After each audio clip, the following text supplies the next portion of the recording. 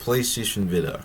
The console released in 2011 after the success of the PlayStation Portable. Now, while some people think that the PlayStation Portable is better than the PlayStation Vita, me personally would say that it was a pretty fine handheld. And I never really played on the previous Vita before. I never really had a previous Vita until now, so my experience and perspective will be way different. And I won't have the same perspective as people who played on the system during its formative years.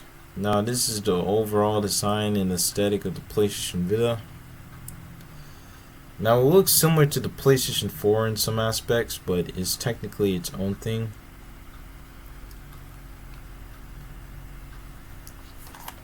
Here's the back, PlayStation logo.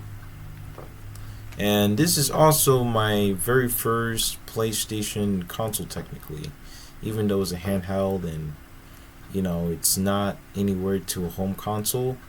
Overall, I would say that this console is pretty fine for a PlayStation experience if you want to play on the go and you're someone who does not want to buy high budget consoles or anything like that, which is pretty good. Now, I did play these two games, one being Sonic All-Stars Racing Transformed, and the other one being Sackboy Run. And those are one of the only games that I've played on the PlayStation Vita. I haven't played too much games on there, but overall I would say that the library is pretty unique and it's pretty fine as it is. Now, the PlayStation Vita has backwards compatibility and supports PlayStation Portable games, which means you can go in the store and just find some PSP games, or you can do it through emulation where you can just play PSP games on an emulator like a Darlin or something like that, and it will just play the PSP games, and also has the XMB as well. The PlayStation Vita does have some problems like connecting to PC and also downloading files from the internet, which is one of the only problems I encountered.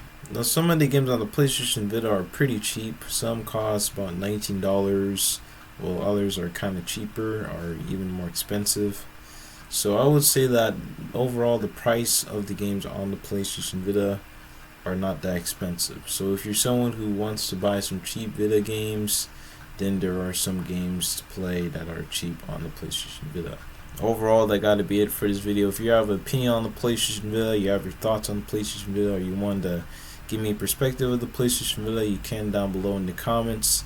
And as of next time, Metro out.